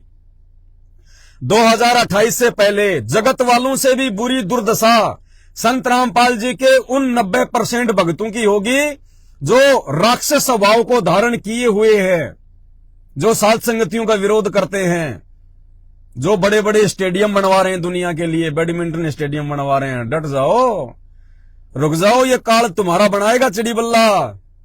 जो तुमने परमात्मा की ज्ञान को जो तोड़ मरोड़ के और जो तुमने फेंक दिया ना जगत वालों को प्रसन्न करने के लिए, अपने आश्रम चलाने के लिए, धनाना गांव वालों को खुश करने के लिए, जो तुमने परमेश्वर के ज्ञान विरुद्ध चलकर, परमेश्वर के विरुद्ध चलकर जो तुमने वहां पे एम्बुलेंस चला दी, जो तुमने वहां पे बसें चला दी फ्री, जो तुमने वहां बैडमिंटन के स्टेडियम बना दिए, राजनेताओं का आश्रम में समावेश कर दिया, भक्ति में तुमने अज्ञानता फैला दी है, आश्रमों के अंदर तुमने मेडिकल चेकअप शुरू कर दिए, आंखों का शिविर लगा दिया, दांतों का शिविर लगा दिया, तुमने आश्रमों को हॉस्पिटल बना दिया। तुम जिन जिन लोगों ने सहयोग किया है, परमात्मा देख लेना आने वाले समय में 28 से पहले पहले उन भक्तों के घरों को हॉस्पिटल बना देगा, उनके घरों को हॉस्पिटल, इनको हॉस्पिटल में एडमिट होना पड़ेगा।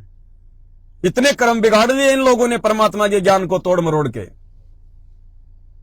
और बहुत विशेष दया, एक विशेष मेहर सतगुरु रामपाल जी भगवान की, जिन्होंने हम जैसे नीचों को ना जाने कौन से जन्म जन्मांतरों की हमारे कोई अच्छे कर्म, कोई अच्छी भक्ति सेवा रही होगी, जो परमेश्वर ने हाथ पकड़कर हमारे को उस गंदगी के ढेर से दूर कर दिया, उस मैनेजमेंट से दूर कर दिया, और परमात्मा ने एक निर्मल मार्ग से जोड़ दिया, साध संगति से जोड़ दिया। और भाई बहनों, साध संगतियों में अब हर जगह भटकने की जरूरत नहीं है, हर जगह मुंह मारने की जरूरत नहीं है। वैसे भी 2023 से, अब 1 नवंबर 2023 से उसी भगत के घर पे साध संगति होगी जो संभोग क्रिया से पूर्णतया दूर होगा, बिल्कुल रजोगुण से दूर होगा, जिसके घर में समुचित व्यवस्था होगी, भक्तों के लिए कोई असुविधा नहीं होगी, जिसका पूरा परिवार उपदेशी होगा, उसी भगत के घर पे साध संगति होगी। और ऐसे बहुत ही कम होंगे, इसलिए हर जगह साध संगतियां ना होंगी, और ना आपने हर जगह साध संगतियों में जाना है, क्योंकि परमात्मा ने जो संदेश दिलवाने थे, जो बातें आप तक पहुंचानी थी, जो मर्यादाओं की जानकारी आपको देनी थी, जो सही और गलत की जानकारी देनी थी, आप भाई बहनों तक पहुंच चुकी है, पुस्तकें बन चुकी हैं, सामग्री पहुंच चुकी है। अब आपने कहीं धक्के खाने की जरूरत नहीं है, वरना धक्के खाते रहोगे। एक समय तक साध संगतियों के माध्यम से यदि परमात्मा ने आपको भगत बनाया है, अब यदि आप देखा देखी में चलोगे, भागा दौड़ में चलोगे, आवश्यकता से ज्यादा भागा दौड़ करोगे, तो काल आपको अपने लपेटे में भी ले लेगा। ये भी ध्यान रखना, अति हर चीज की बुरी होती है। इसलिए अब वो समय आ चुका है, अब आपने साध संगतियों में ज्यादा जाने के बजाय, हर जगह साध संगतियों में जाने के बजाय, आपने ज्यादा से ज्यादा समय अपनी भक्ति को देना है, भक्ति को ज्यादा से ज्यादा परमात्मा के सुमरण को समय देना है। और परमात्मा ने कह रखा है कि कम से कम, अगर तुम्हें अपना बचाव चाहिए, कम से कम 1 माला डेली प्रथम मंत्र की और 5 माला सतनाम की, ये अपना नियम बना लो जैसे भी भाई। और आप साध संगति से जुड़े हुए हो, आप सत्सेवक हो, आपको परमात्मा ने दूसरे भक्तों से ज्यादा ज्ञान दे रखा है, आपको समझ दे रखी है, आपके साथ में भगवान है, इसलिए आपने भागा दौड़ी में मंत्र नहीं करने। ठीक है, कहीं आ रहे जा रहे हो अपना मंत्र करो, लेकिन हमने बैठ के शांति से परमात्मा को समय देना, हमने हर काम भागा दौड़ी में नहीं करना। ये तो परमेश्वर ने उन आत्माओं के लिए वाणी बोली है जो अभी ज्ञान को पूरी तरह से समझ नहीं पाए, जो अभी पूरी तरह से अपने जीवन के मकसद को समझ नहीं पाए। ये तो उनके लिए परमेश्वर ने कहा है कि नाम उठत नाम बैठत नाम सोवत जागबे, नाम खाते नाम पीते नाम से तिलागबे, कि जैसे तैसे तुम नाम पे लगे रहो। लेकिन अब साध संगति से जुड़ने के बाद में हम भाई बहनों को बैठ के मंत्र करने पड़ेंगे, विधि से मंत्र करने पड़ेंगे, बैठ के माला करनी पड़ेगी। कभी कभार ठीक है, इमरजेंसी, ये बात अलग है, अन्यथा भाई समय देना पड़ेगा परमात्मा की भक्ति को, तब बात बनेगी। क्योंकि भक्ति से ही सब कुछ होगा, भक्ति से ही गुरुजी प्रसन्न होगा, भक्ति से ही हमारा काम बनेगा, भक्ति से ही हमारा बचाव होगा, क्योंकि भक्ति से ही गुरु अपना आशीर्वाद बना के रखेगा। तो हर जगह साध संगतियों में धक्के नहीं खाने हैं, हर जगह हमने नहीं भ्रमणा, नहीं भटकना, वरना ये काल आपस में मनमुटाव पैदा करेगा। ध्यान रखना, ध्यान रखना। अब अगर हर जगह साध संगतियों में जाओगे, दौड़ोगे, भागोगे, क्योंकि इस समय हम किसी का कुछ नहीं कह सकते कौन मर्यादा में है। जब तक गुरुजी जेल से बाहर नहीं आ जाते तब तक हम सब की परीक्षा है। हम सब ने बहुत सोच समझ के चलना है, फूक फूक के कदम रखना है। कौन भगत मर्यादा में है, कौन भगत मर्यादा में नहीं है, किसी को नहीं पता। कौन अंदर से भगत है, कौन बाहर से भगत बनने का दिखावा कर रहा है। इसलिए आवश्यकता से ज्यादा किसी से मेल मिलाप नहीं, किसी से मेल जोल नहीं, किसी के पास आना जाना नहीं। आपको जो भी मटेरियल देना था परमात्मा ने दे दिया, जो भी ज्ञान और समझ देनी थी साध संगतियों के माध्यम से दे दी है। बचने बचाने की जानकारी मिल गई आपको, अच्छे बुरे कर्म कुकर्म की जानकारी मिल गई, भगवान के सत्संग आप सबके घर पे हैं, आपके मोबाइल में है, जानकारी आप सबके पास में है, शंका समाधान की पुस्तक आपके पास में है। अब आपने ज्यादा ज्यादा समय परमात्मा की भक्ति को देना है, मालिक के मंत्र सुमरण को देना है, समय पे अपनी आरतियां करनी है, हमने विधिवत आरतियां करनी है। इन मैनेजमेंट वालों की तरह तगारियां उठाते उठाते नित्य नियम नहीं करना, जो है गटर में बैठ के हमने रमेणी नहीं करनी, मोटरसाइकिल पे आते जाते हमने संध्या आरती नहीं करनी, खाना बनाते बनाते आरती नहीं करनी। अरे वो तो उन लोगों के लिए है जो लोग नए नए भक्ति से जुड़ते हैं और जिनको ज्ञान नहीं होता। वो चाहे अपना झाड़ू निकालते करो, चाहे खाना बनाते बनाते करो, वो उनका शुरुआती समय होता है। लेकिन आप और हमें परमात्मा ने भक्ति की उस ऊंची से ऊंची सीढ़ी पे बैठा दिया, साध संगति पे। अब हमने हर क्रिया को विधिवत करना पड़ेगा, विधिवत और मर्यादा में रहकर करना पड़ेगा। नहीं तो अगर साध संगति से नीचे गिर गए, ये लास्ट सीढ़ी है, लास्ट सीढ़ी 99 वाली। अगर इस सीढ़ी से यदि आप मर्यादा तोड़ के या अपने गुरुजी को दुखी करके अपने किसी भी कर्म से यदि अब आप साध संगति से नीचे गिरते हैं तो इस युग में नहीं उठ पाएंगे। जितने भी लोग साध संगति से टूट के जो गए हैं मैनेजमेंट में, भाई और बहनों डेफिनेटली नोट कर लेना, इस कलयुग में उनका मोक्ष नहीं है। आप ये सोचो कि मरने के बाद उनको दूसरा जन्म दे देंगे, कुछ नहीं है। जन्म तो दो नहीं, उनको 100 मिल जाएंगे, लेकिन भगवान नहीं मिलेगा उनको। जो जो लोग साध संगतियों में जुड़ के, कम से कम जो लोग 6 महीने या 1 साल तक साध संगति में रहा और उसके बाद यदि वापस वो उसी मैनेजमेंट में जाके बैठ गया, भाई बहनों डेफिनेटली नोट कर लेना, ये मेरे नहीं परमात्मा की प्रेरणा से बोल रहा हूं आपको, मालिक के ज्ञान आधार से।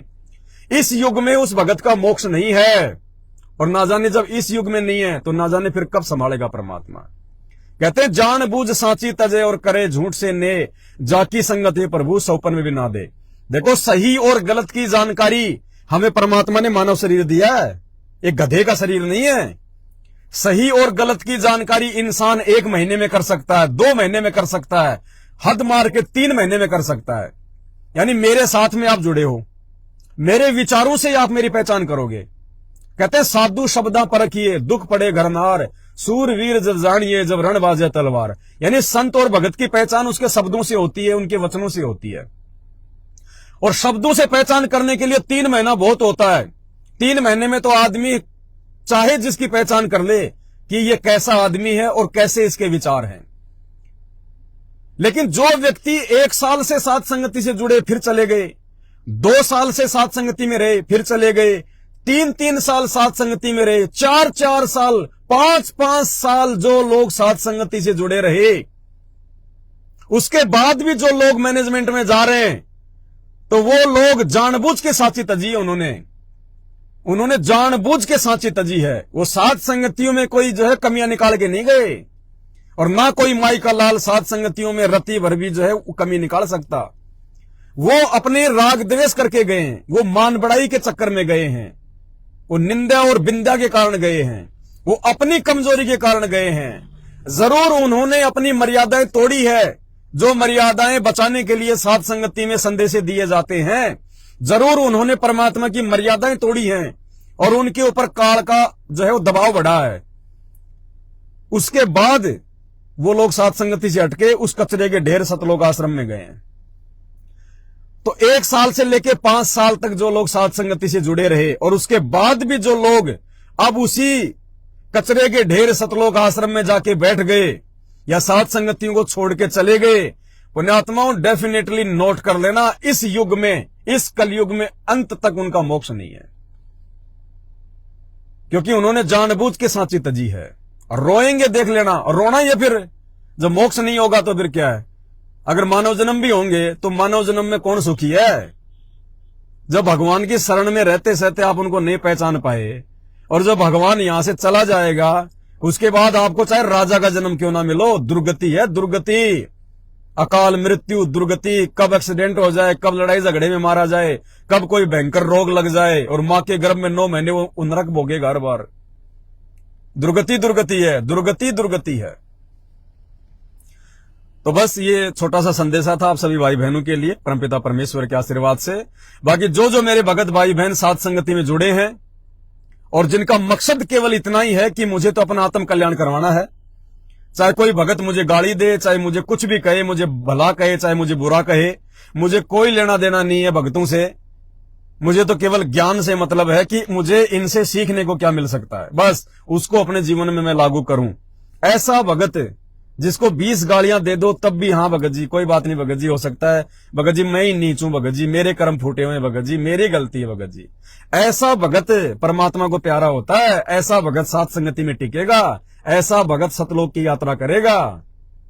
और मान बड़ाई चाहने वाला, राग द्वेष फैलाने वाला, छोटी सी बात को समझाने बुझाने के बजाय उसको बड़ा करके पेश करने वाला, वो भाई नरक में जाएगा। नरक में, नरक मतलब इसी काललोक में रहेगा।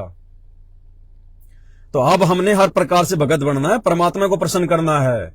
हमने अपने गुरुजी को देख के चलना है। हमारे गुरुजी को दुनिया ने कितनी गालियां दी, कितना बदसलूकियां की दुनिया ने हमारे गुरुजी के साथ में।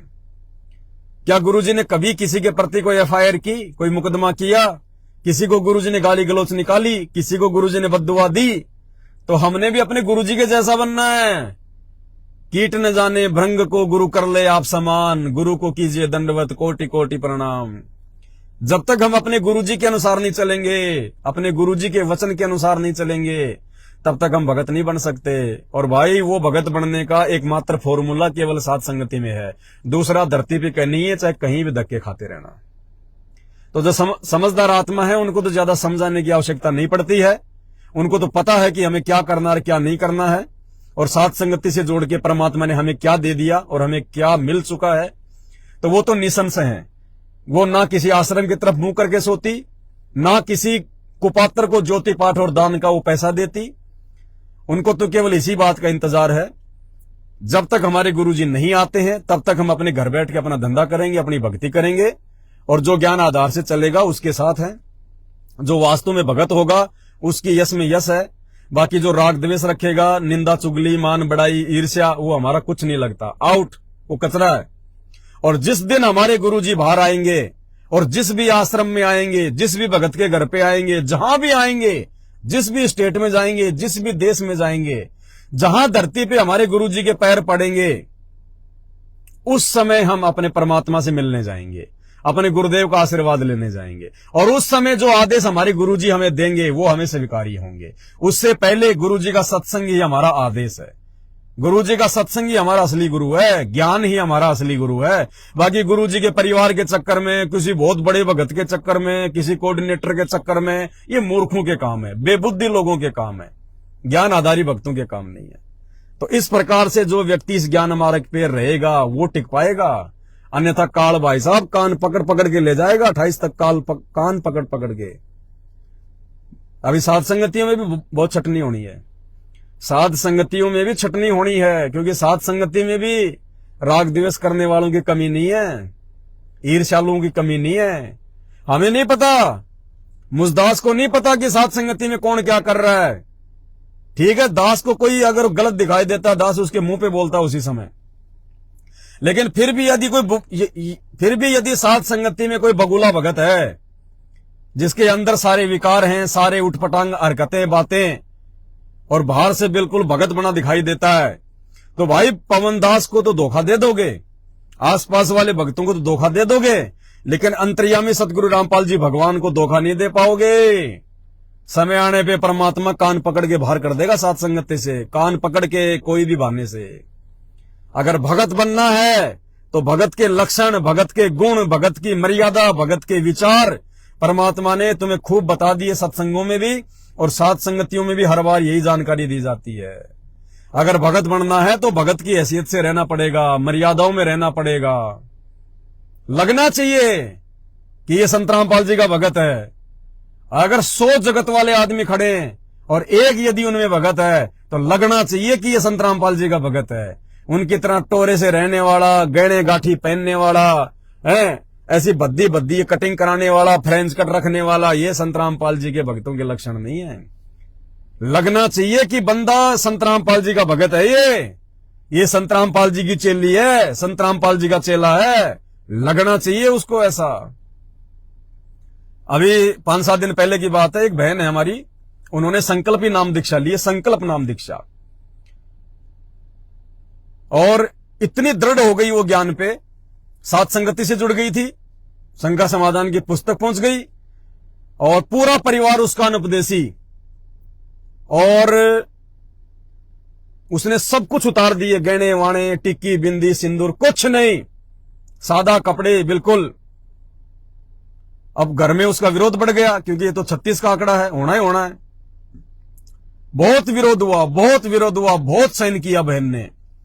अंत में नौबत ऐसी आ गई, घर वालों ने निकाल दिया तो बहन वहां से उठा के थैला चल पड़ी अपने परमात्मा के भरोसे, और अपनी किसी भगत बहन के अपने जो है मतलब की मायके आ गई।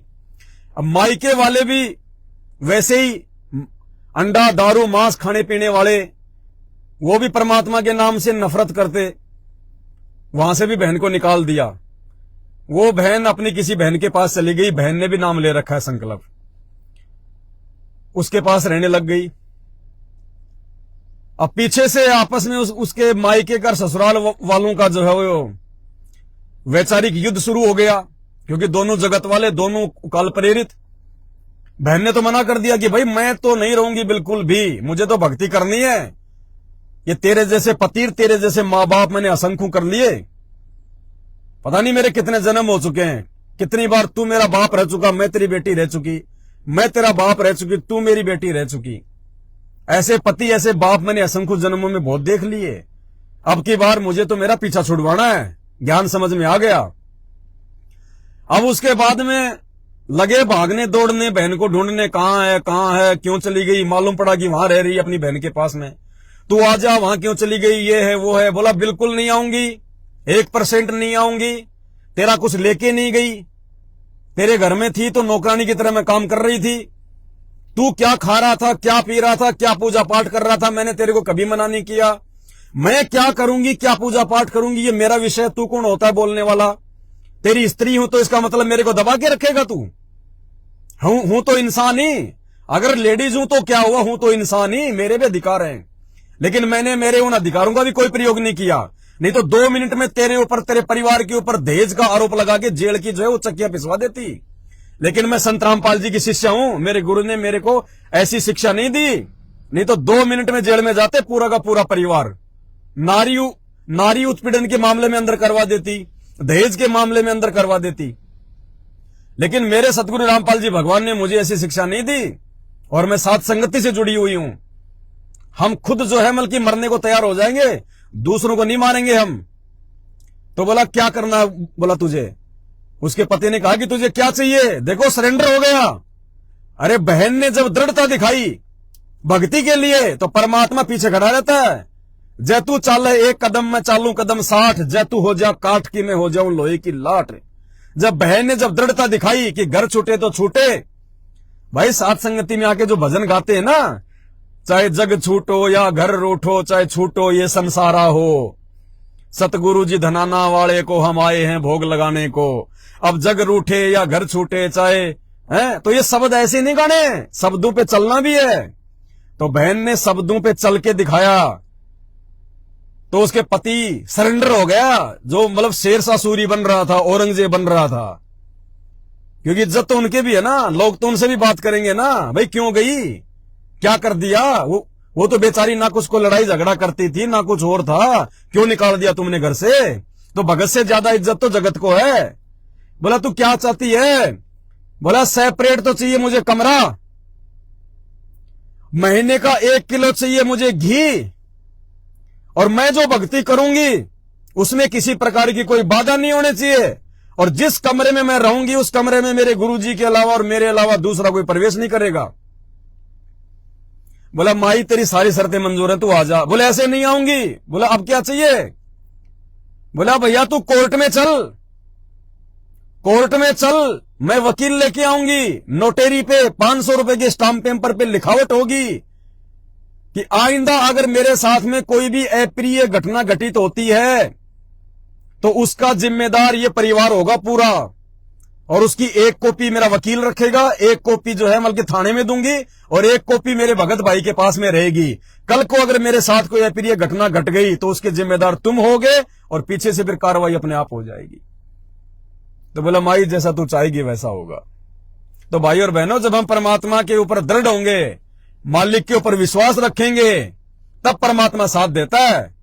आपके पति ने कह दिया फोटो नहीं रखनी है, दीपक नहीं जलाना है, हाँ जी नहीं जलाना नहीं जलाना, तो वो आपके ऊपर वो डबल शेर की जगह सवा शेर बन के बैठ जाएगा।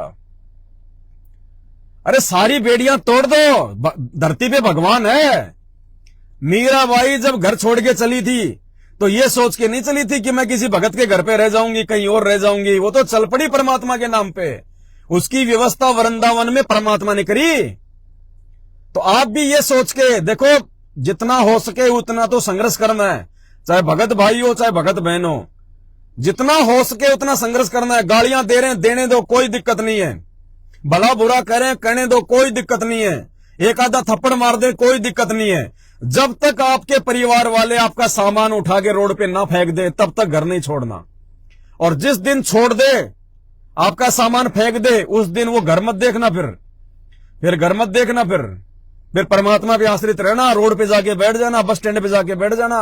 वो परमात्मा है, वो किसी न किसी रूप में, किसी न किसी तरीके से धरती पे समर्थ परमात्मा है। ये कोई देवी देवता नहीं है, ये सारी सृष्टि का रचने वाला है, जिसने सबको जगह दे रखी, सबको मकान प्लाट दुकान दे रखी, जिसने देवताओं तक को राज्य दे रखे हैं। कि अपने भगत को भक्ति करने की जगह नहीं देगा?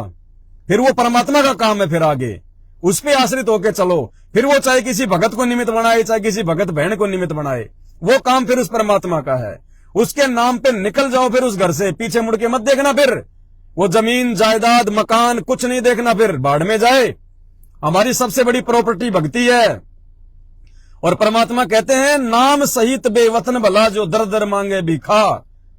कि जिस व्यक्ति के पास में नाम है, उसको यदि कोई देश निकाला दे दे तो भी परमात्मा कहते हैं उसको शुक्र मनाना चाहिए कि तेरे पास में नाम है, परमात्मा का भक्ति है। नाम सहित बेवतन भला जो दर दर मांगे भिखा। और क्या हुआ छत्र की छाया चाले यो राजपाट दिल्ली का। एक भगत को परमात्मा जो दे सकता है ना, उसको कोई सोच भी नहीं सकता, कल्पना भी नहीं कर सकते हम। तो भाई और बहनों, इतने दृढ़ जब तक हम अपने सदगुरु रामपाल जी भगवान पर उनकी भक्ति पे नहीं होंगे, तब तक बात नहीं बनेगी। और ये परीक्षाएं, इस प्रकार की परीक्षाएं माता बहनों के साथ में केवल उन्हीं माता बहनों के साथ में होंगी जो साध संगति से जुड़ी होंगी। सतलोक आश्रम मैनेजमेंट हरियाणा से जुड़ी हुई माता बहनों के सामने ऐसी कोई नौबत पैदा नहीं होगी। क्यों? क्योंकि जैसा उनका परिवार कहेगा वो वैसा ही कर लेंगी। माता पूजनी है, हाजी पूज लेंगे। कल आश्रम में सत्संग है, हाजी वहां भी चलो। अरे तूने बिंदी नहीं लगाई, तूने सिंदूर नहीं लगाया, हाजी अभी लगा लेती हूं, ये लगा ली। सत्संग में भी जा रहे। अरे तूने सारे गहने उतार दिए, पैर इनको, नहीं तो घर में नहीं रहने देंगे, हाजी अभी पहन लेती हूं। यानी सतलोक आश्रम मैनेजमेंट हरियाणा से जुड़ी हुई माता बहन भाइयों की कोई मर्यादा नहीं है। उनको कोई वो ज्ञान नहीं है जो ज्ञान परमात्मा देना चाहते हैं। वो जगत में जाती हैं तो जगत वाली बन जाती हैं। घर में कोई शादी ब्याह रिश्तेदारी में है तो सज धज के बिल्कुल हार श्रृंगार करके वो जगत में जगत की तरह, और भक्तों में और सत्संगों में भगत बन के चले जाते हैं। इसलिए काल उनको कुछ नहीं कहेगा। क्यों? क्योंकि उन सबकी मर्यादा टूटी हुई है। वो सब काल के जाल में है। समझ रहे हैं कि हम संत रामपाल जी के भगत हैं, संत रामपाल जी की भक्ति कर रहे हैं, लेकिन वो काल की हद में है, सब काल की जकड़ में है वो। अरे लगना चाहिए कि ये संत रामपाल जी की चेली है, ये संत रामपाल जी का चेला है और ये जगत वाले हैं। लगना चाहिए। संघर्ष के बिना भक्ति नहीं हो सकती। तुम जगत में जाओ जगत वाले बन जाते हो, सत्संग में जाओ तो तुम भगत बन जाते हो। ये सतलोक जाने के लक्षण नहीं है। इसलिए सबसे ज्यादा विकट परिस्थितियों का सामना भी यदि किसी को करना पड़ेगा आने वाले समय में या वर्तमान में, वो भी साध संगत वालों को ही करना पड़ेगा। क्योंकि परमात्मा जिस आत्मा को सतलोक लेके जाना होता है परमात्मा ने, उसी आत्मा को परमात्मा ज्यादा से ज्यादा ठोक बजा के देखता है। लोहार ने जिस लोहे का अच्छा आइटम बनाना होगा उसी को बार बार आग में देगा, फिर हथौड़े की चोट मारेगा, आग में देगा, फिर हथौड़े की चोट मारेगा। जिसकी कोई अच्छी वस्तु बनानी होगी, कीमती वस्तु बनानी होगी। तो भाइयों और बहनों, परमात्मा ने साध संगति से आप और हमारे को इसलिए जोड़ा है ताकि हम संघर्ष कर सकें, हम अपने गुरुदेव भगवान को जो है वो प्रसन्न कर सकें। जिन बातों से गुरु दुख पावे उन बातों को दूर बहावे। पति जाए भाड़ में जाए, पत्नी जाए भाड़ में जाए, परिवार जाए भाड़ में जाए, अगर भक्ति के बीच में कोई आएगा तो हमारा कुछ नहीं लगता। कुछ नहीं, कोई डरने झगड़ने की बात नहीं है। हमने लड़ना नहीं, झगड़ना नहीं, हमने डरना भी नहीं। और फिर हमारा साथी हमारा गुरु है, हमारा भगवान है, और परमात्मा हमारी उस परिवार से भी अच्छी व्यवस्था कर देगा, उस परिवार से भी अच्छी व्यवस्था, यदि विश्वास होगा तो। इसलिए भाइयों और बहनों, परमात्मा ने बड़े सौभाग्य से आप और हम चंद पुण्य आत्माओं को साथ संगति से जोड़ के ये अनमोल मौका दिया है। अनमोल मौका। इस साथ संगति में जुड़ने के लिए तो देवी देवता भी तरसते हैं, देवी देवता भी। उनको तो संत रामपाल जी की शरण ही नसीब नहीं है। साथ संगति तो बहुत ऊंची चीज है। साथ संगति में तो संत रामपाल जी के मार्ग की वो क्रीम आत्माएं हैं, वो क्रीम आत्माएं। देवी देवता भी रोते हैं भगत बनने के लिए, और साथ संगति से जुड़ने के लिए तो पुण्यात्माओं कितने युगों युगों की तपस्या, कितने जन्म जन्मांतरों की भक्ति और गुरु जी का आशीर्वाद चाहिए। हर किसी के बस की बात नहीं है, अरे गहरे की बस की बात नहीं है साथ संगति से जुड़ के रहना।